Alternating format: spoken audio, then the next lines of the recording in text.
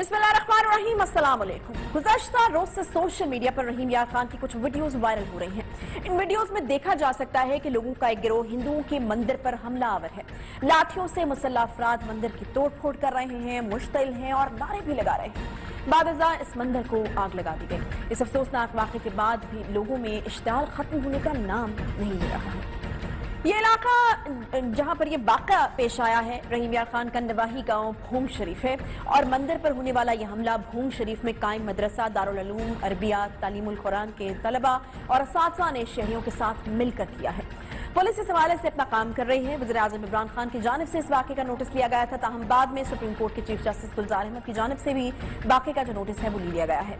Chief secretary और IG Punjab से report भी तलब कर ली गई है। अब तक की जो इतलात हमें मौसूल हुई है उनके मुताबिक ये हंगामा आराई उस वक्त शुरू हुई जब 9 साला हिंदू बच्चे के खिलाफ दर्ज अदालती मुकदमे में जमानत मंजूर की गई। ये मुकदमा मदरसे के नायब इमाम की दरखास्त पर कायम किया गया था, जिसमें 9 साला हिंदू बच्चे पर यह इल्जाम आयद किया गया था कि इसने मदरसे की लाइब्रेरी में खिड़की से घुसकर पेशाब किया और नापाक हाथ अलमारी को लगाए हैं। इस 9 साला बच्चे ने तौहीने मजहब की है। पुलिस की जानिब से बच्चे को गिरफ्तार भी किया गया था और गुज़श्ता रोज मकामी अदालत में पेश किया तो उसकी जमानत मंजूर हो गई, जिसके बाद अदालत के बाहर मौजूद मदरसे के तलबा और असातिज़ा मुश्तिल हो गए और एहतजाज शुरू हो गया। मुजाहिरीन ने मंदिर में घुसकर तोड़ फोड़ की, बाजार बंद करवा दिए, साथ के बाद रोड को भी ब्लॉक कर दिया गया। पुलिस मुजाहिरीन को मुंतशिर करने में नाकाम हुई तो रेंजर्स को भी तलब करना पड़ा। वहां पर एक अफसोसनाक वाकया, पाकिस्तान की एक अफसोसनाक तस्वीर जो सारी दुनिया इस वक्त देख रही है। आखिर नौबत यहाँ तक पहुंची कैसे?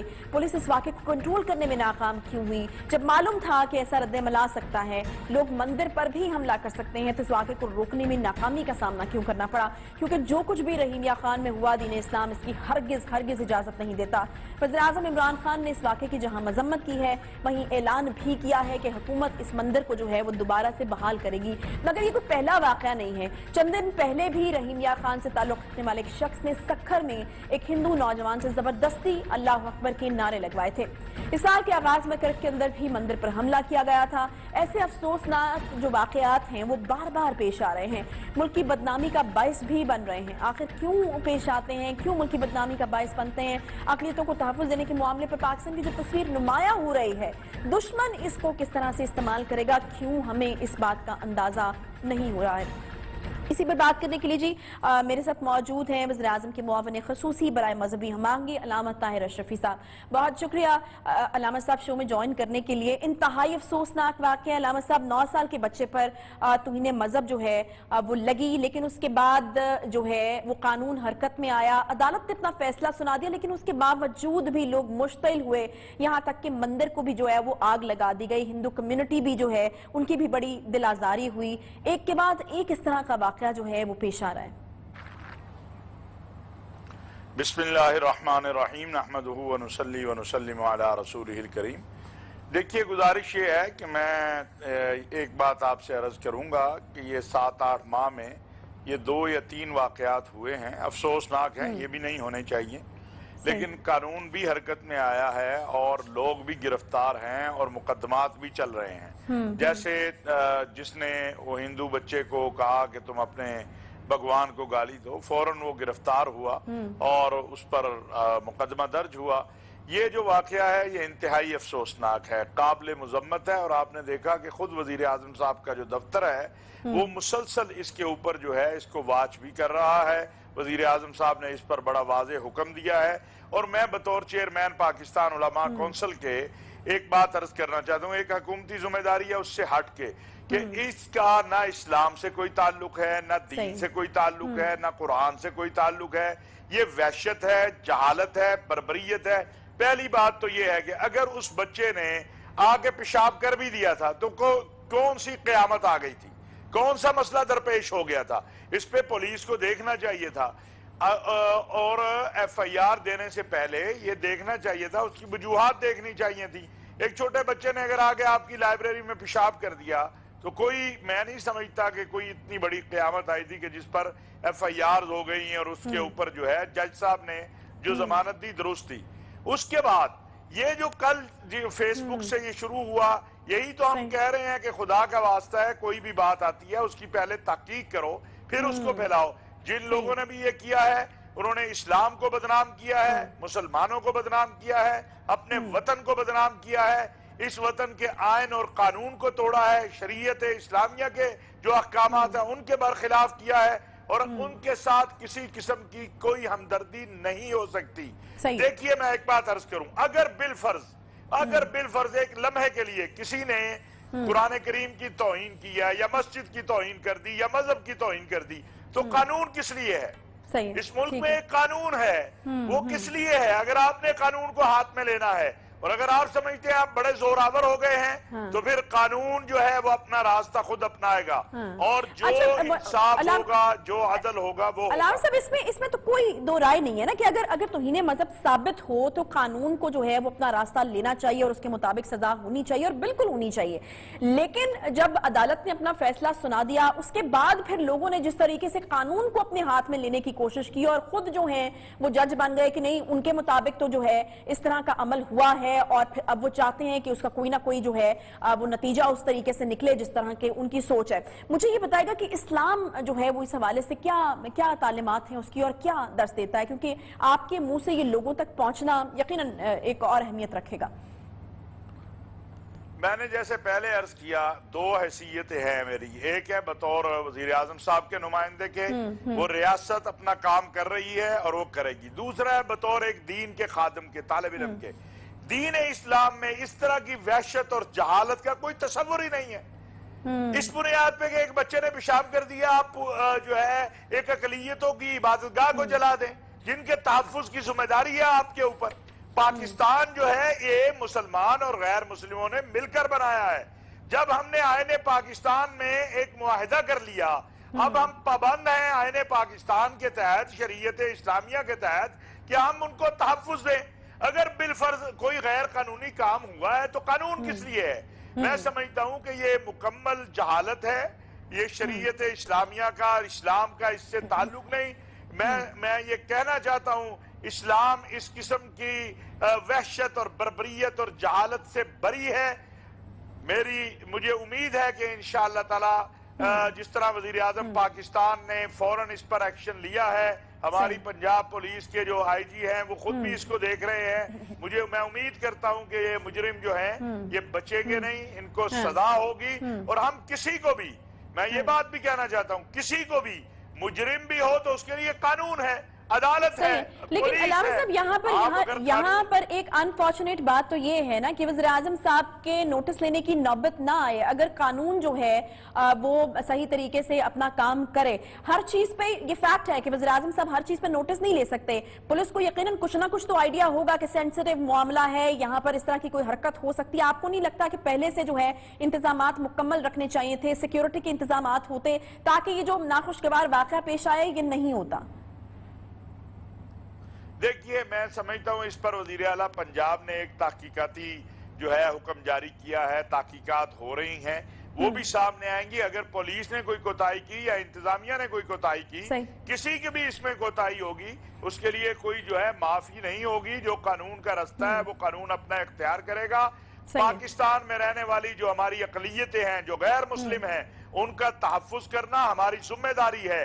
آئین اور قانون نے جو ان کو حق دیا ہے وہ ان کو ملے گا، کوئی ان سے یہ حق نہیں چھین سکتا ہے، اور نہ ہی کسی کو ہم یہ ایک ملک ہے، ایک ریاست ہے، یہاں ہم جنگل نہیں بننے دیں گے انشاءاللہ ہم۔ اور اس معاملے میں ہم حکومت کے، پاکستان کے تمام مکاتب فکر کے علماء نے آج لاہور میں اس کی مذمت کی ہے اور حکومت سے یہ کہا ہے کہ حکومت قانون کی عملداری کروائے۔ پاکستان کے تمام مکاتب فکر کے علماء و مشائخ اس وحشت اور جاہلیت کی مذمت کرتے ہیں اور قانون کی عملداری کے لیے حکومت کے ساتھ کھڑے ہیں۔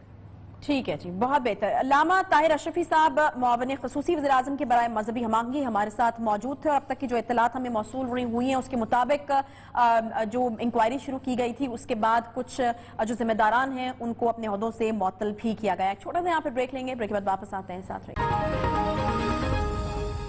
سیاست सियासत के मैदान से एक बड़ी खबर यह है कि बरतानिया ने नवाज शरीफ के वीजे में तौसी की दरखास्त मुस्तरद कर दी है, जिसके बाद इनकी मुश्किलात में मजीद इजाफा हो गया है। इलाज की गर्ज से बरतानिया में मुकीम सजा याफ्ता साबिक वज़ीर-ए-आज़म नवाज शरीफ की बरतानिया में 6 महीने क़याम के वीजे की मुद्दत पहले खत्म हो चुकी थी। अब बरतानवी इमिग्रेशन डिपार्टमेंट की जानिब से दरखास्त मुस्तरद किए जाने के बाद नवाज शरीफ के पास 2 ऑप्शंस बचे हैं।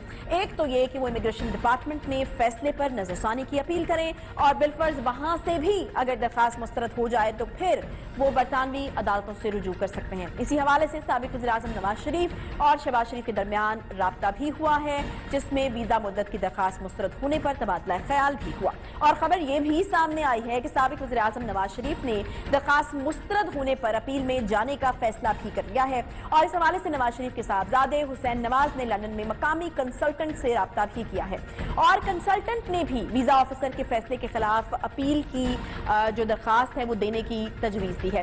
दूसरी जानिब आपको ये बताएं कि उनका पासपोर्ट पहले ही एक्सपायर हो चुका है और अब इन्हें सफरी दस्तावेजात के लिए हुकूमत पाकिस्तान से रुजू करना ही होगा।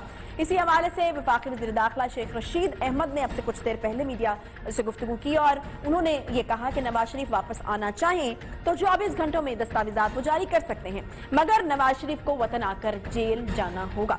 इसी हवाले से हम बात करेंगे इस फैसले के बाद नवाज शरीफ की मुश्किलात किस हद तक बढ़ गई हैं, क्या ऑप्शंस उनके पास मौजूद हैं कानूनी तौर पर और किस हद तक इन्हें अपील में रिलीफ भी मिल सकता है। हमारे साथ मौजूद हैं जी बरतानवी माहिर कानून बैरिस्टर राशिद असलम साहब। बहुत शुक्रिया बैरिस्टर साहब प्रोग्राम में ज्वाइन करने के लिए। ये बताइएगा कि अब दरखास्त तो मुस्तरद हो गई, किस हद तक उनकी मुश्किलात जो हैं वो बढ़ गई हैं और क्या ऐसे ऑप्शंस उनके लिए अब खुले हैं जिन पर चलते हुए कोई इस मसले का हल निकाल सकते हैं? जी बहुत शुक्रिया। उसमें बेसिकली जो अभी उनकी फैमिली की तरफ से स्टेटमेंट आई है कि अपील उन्होंने सबमिट कर दी है। नॉर्मली इसमें प्रोसीजर ये होता है कि होम ऑफिस अगर कोई ऐसी एप्लीकेशन रिफ्यूज करता है तो उस डिसीजन के खिलाफ 14 कैलेंडर डेज में आप अपील सबमिट करते हैं, क्योंकि फर्स्ट ईयर ट्रिब्यूनल में सबमिट की जाती है। अब उसमें बेसिकली वो फर्स्ट ईयर ट्रिब्यूनल उस अपील के ग्राउंड्स का जायजा लेता है, उसकी अपील हियरिंग की डेट मुकर्रर होती है, जिसमें नवाज शरीफ साहब के पास ऑप्शन होगा कि वो वहां पे जा सकते हैं, वो अपने वुकला हायर कर सकते हैं, वहां पे बैरिस्टर उनका को रिप्रेजेंट कर सकता है और इस फैसले के जो हवाले से होम ऑफिस अपने बैरिस्टर्स वहां पे उनके तैनात होते हैं, वो अपने फैसले को डिफेंड करते हैं। अब इस पूरे प्रोसीजर में जब डेट हियरिंग आती है, जो फर्स्ट डेट हियरिंग आती है जिसमें फर्स्ट ईयर ट्रिब्यूनल का जो जज है वो इस पूरी अपील का फैसला करता है, तो 3 से 5 माह का अरसा लग जाता है हियरिंग की डेट आते हुए। उसमें जिस दिन डेट होती है उसमें बंडल सबमिट किए जाते हैं, जैसे नवाज शरीफ साहब अपनी विटनेस स्टेटमेंट सबमिट करेंगे, वो अपने पूरे हालात बताएंगे कि किन मेडिकल ग्राउंड्स पे वो यहाँ पे रहना चाहते हैं और उनके जो बैरिस्टर्स हैं वो उन पूरे एतराजात को जो कि होम ऑफिस की तरफ से उनके रिफ्यूजल में बताए गए हैं तो उनका जवाब देंगे। नॉर्मली यहाँ पे जो रिफ्यूजल होता है वो 15 से 20 पेजेस का ऐसे केसेस में होता है जो मेडिकल ग्राउंड्स पे एप्लीकेशन की जाती है। ठीक है, अच्छा मुझे अब ये बताएगा कि अपील में रिलीफ मिलने के चांसेस कितने हैं? देखिए ऐसे केसेस में जहाँ पे मेडिकल इश्यूज पे एप्लीकेशन की जाती है तो मेरा एक्सपीरियंस ये है कि नॉर्मली होम ऑफिस उसको एक्सेप्ट करता है। अच्छा। अब आई डोंट अंडरस्टैंड कि क्या उसमें कोई डॉक्यूमेंटरी एविडेंस की कमी रह गई थी या उनका जो डॉक्टर्स हैं उनके लेटर्स मौजूद नहीं थे या क्या इश्यूज थे जिसकी वजह से वो रिफ्यूज किया गया। तो अगर ये पूरी डॉक्यूमेंट्री एविडेंस मुहैया करते हैं और जज उस पर सेटिस्फाई होता है तो उस अपील को अलाउ कर सकता है। इसमें ये देखना पड़ेगा क्योंकि होम ऑफिस जैसा मैंने पहले बताया बहुत कम ऐसी एप्लीकेशंस को रिफ्यूज करता है, तो इसका मतलब है कि डॉक्यूमेंट्री एविडेंस की कमी थी। अब इनके बैरिस्टर्स पे है कि वो कितना अच्छा इस केस को तैयार करते हैं, कितना अच्छा इस केस को रिप्रेजेंट करते हैं और उसमें जज आगे क्या इस पूरे हवाले से अपना फैसला देता है, क्योंकि होम ऑफिस के पास इनके पास ये ऑप्शन था कि अपनी जो भी एविडेंस है वो दे के अपना केस प्रूव कर सकते हैं, जिसमें नवाज शरीफ साहब के जो वकील हैं जिन्होंने केस किया था वो नाकाम रहे हैं। तो आगे जो जज है उसकी अपनी ओपिनियन हो सकती है, लेकिन अगर वो जज भी इस केस को रिफ्यूज करता है तो नवाज शरीफ साहब के पास फर्दर 2 अपील का राइट्स है। अच्छा। 2 अपील के राइट हैं, उसमें फर्स्ट ईयर ट्रिब्यूनल में परमिशन टू अपील के लिए जा सकते हैं या अपर ट्रिब्यूनल में जा सकते हैं। यानी तो बहुत हद तक इम्कान है कि उनको रिलीफ जो है वो मिल जाएगा। अच्छा मुझे ये बताएगा बैरिस्टर साहब कि नवाज शरीफ साहब का पासपोर्ट तो पहले ही मनसूख जो है वो किया जा चुका है, फिर शेख रशीद साहब की तरफ से भी इस तरह के स्टेटमेंट्स आ रहे हैं कि जी वो फरवरी के बाद से जब उनका पासपोर्ट मनसूख हुआ उसके बाद से वो पाकिस्तानी शहरी नहीं है हैं, अभी वहां पर भी जो वीजे की दरखास्त है उनकी मुस्तरद हो चुकी है। अभी अगर हम आपसे जानना चाहें कि उनका अभी क्या स्टेटस होगा इन तमाम चीजों को देखते हुए, तो क्या कहेंगे आप?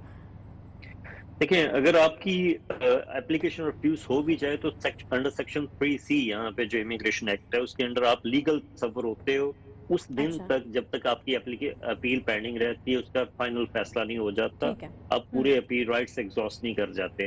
तो उस हवाले से अगर उनका पासपोर्ट एक्सपायर भी है और ये पासपोर्ट ना भी हो या गवर्नमेंट पासपोर्ट इशू भी ना करे तो उससे उनके स्टेटस पे ड्यूरिंग अपील कोई फर्क नहीं पड़ता, वो यहाँ पे लीगल तस्वर होंगे। हाँ, अगर अपील के राइट वो एग्जॉस्ट कर जाते हैं तो यहाँ का होम ऑफिस उनको एक नोटिस दे सकता है कि आप 28 डेज में बरतानिया की सरजमीन से चले जाएं, ये मुल्क छोड़ दें।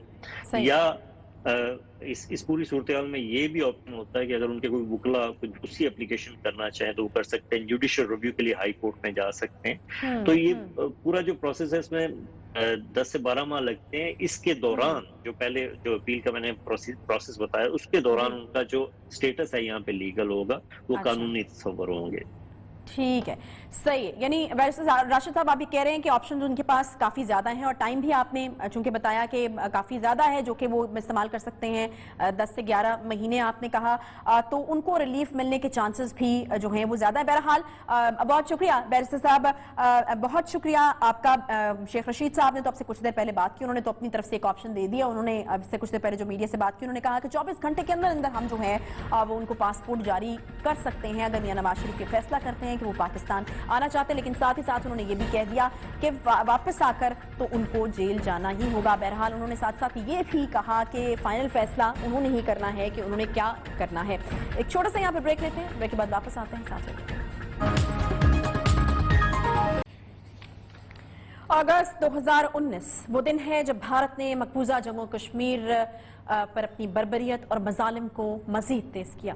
आर्टिकल 370 को खत्म किया, कश्मीर के स्पेशल स्टेटस को खत्म किया और मकबूजा कश्मीर पर अपने गैर कानूनी कब्जे को कानूनी शक्ल देने की नाकाम कोशिश की।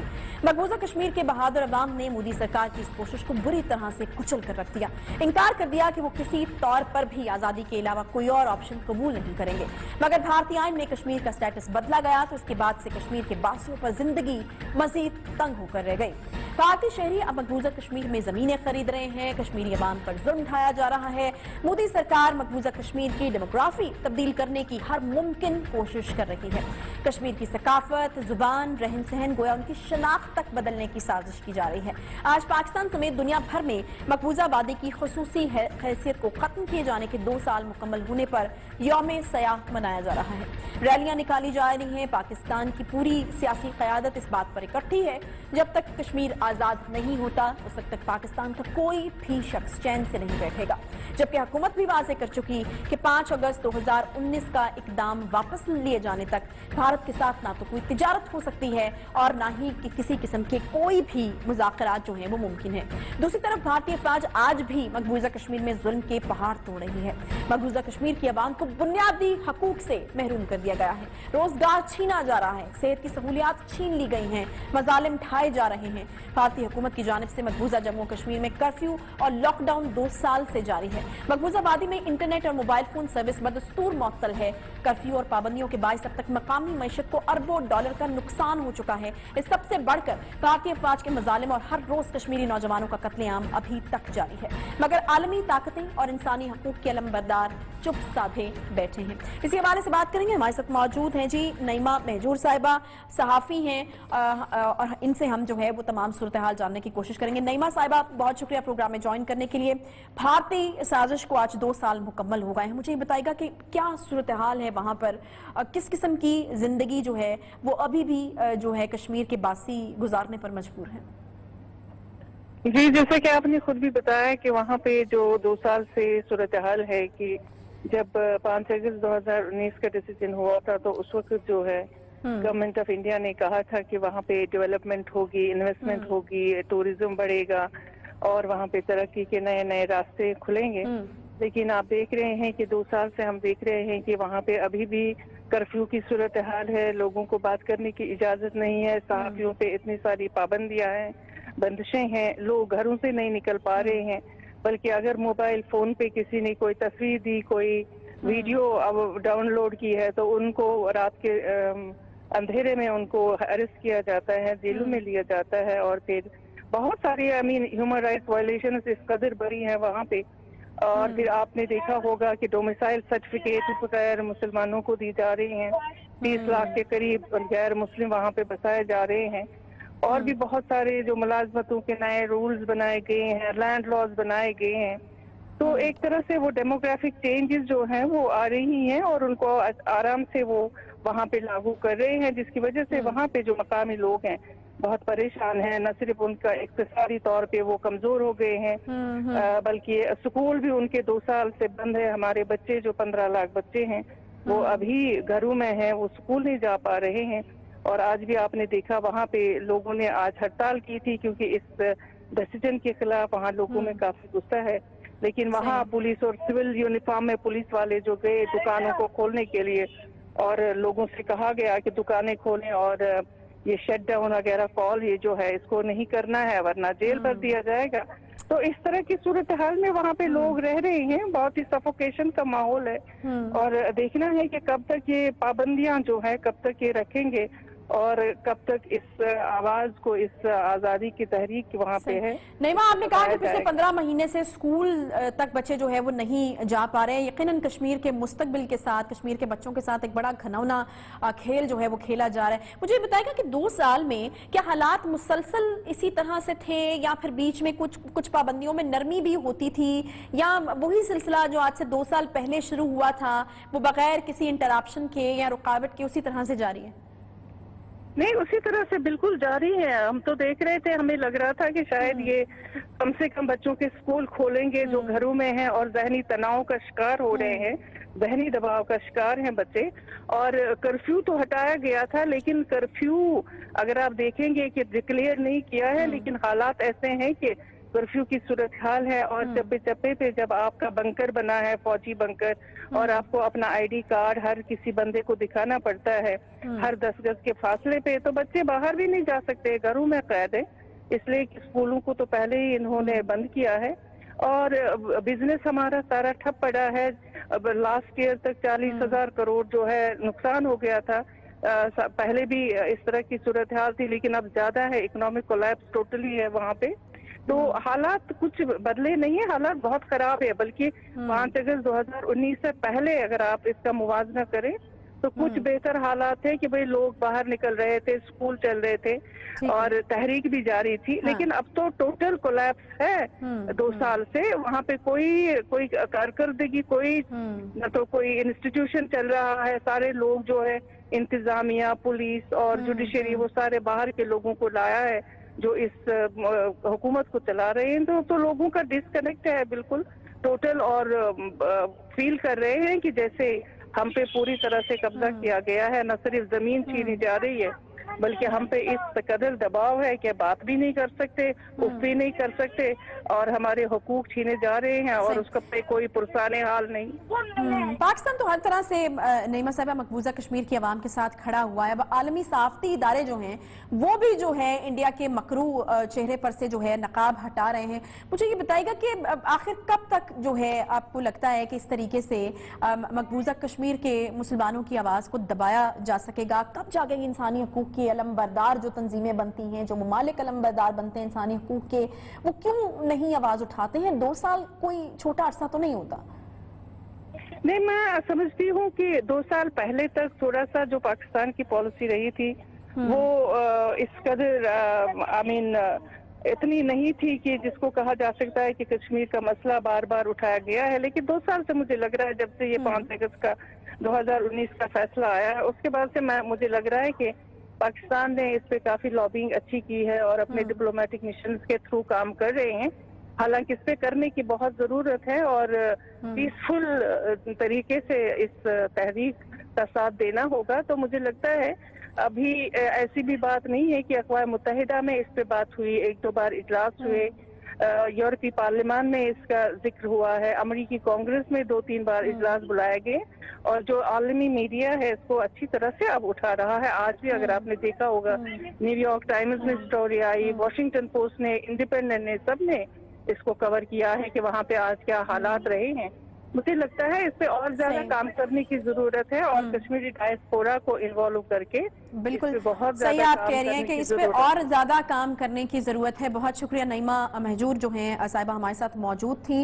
अक़वाम मुत्तहिदा और ऐसे बड़े बड़े फोरम्स हम देख रहे हैं कि आवाज़ तो बार बार उठाई जा रही है और नईमा साहिबा ने भी जैसे कहा कि उनको लगता है कि पिछले 2 साल के अरसे में इसके ऊपर ज़्यादा आवाज़ उठाई गई है, इस पर ज़्यादा बात की गई है।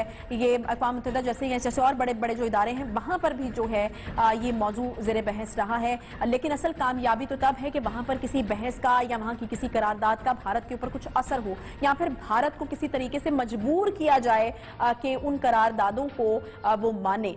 तो एक बड़ी कामयाबी जो है वो कश्मीर के लिए हो सकती है। एक छोटा सा यहाँ पर ब्रेक लेंगे, ब्रेक के बाद वापस आते हैं, साथ रहिए।